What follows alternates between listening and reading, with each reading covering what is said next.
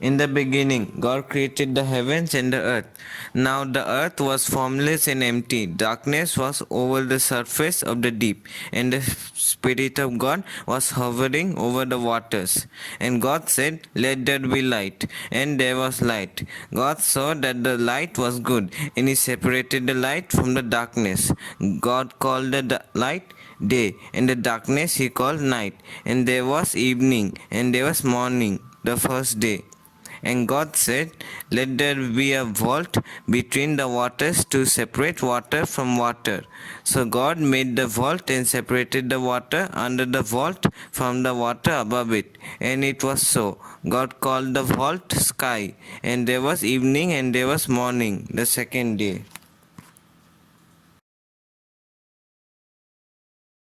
And God said, "Let the water under the sky be gathered to one place, and let dry ground appear." And it was so. God called the dry ground land, and the gathered waters He called seas. And God saw that it was good. Then God said, "Let the land produce vegetation, seed-bearing plants and trees on the land that bear fruit with seed in it, according to their various kinds." And it was so.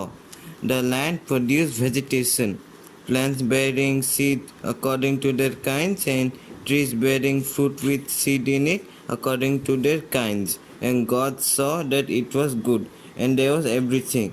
And there was morning, the third day.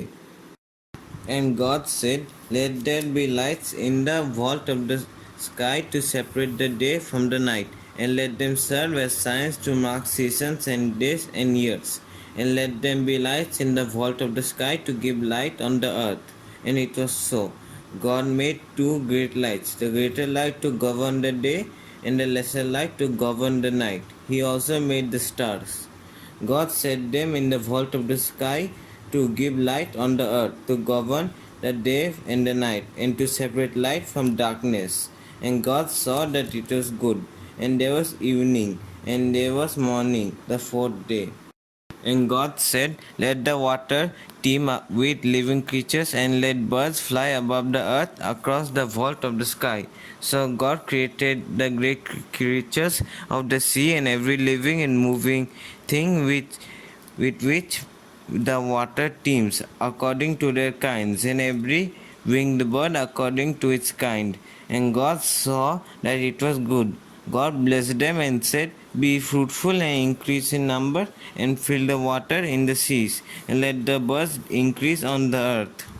And there was evening, and there was morning, the fifth day. And God said, "Let the land produce living creatures according to their kinds, livestock, creatures that move along the ground, and wild animals, each according to its kind." And it was so.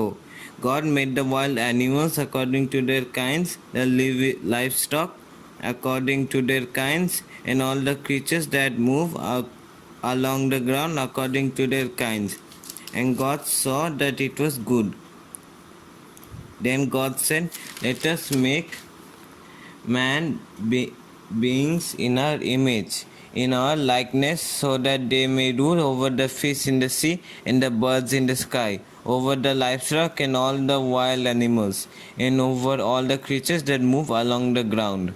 So God created human beings in His own image. In the image of God He created them, male and female He created them. God blessed them and said to them, "Be fruitful and increase in number, fill the earth and subdue it.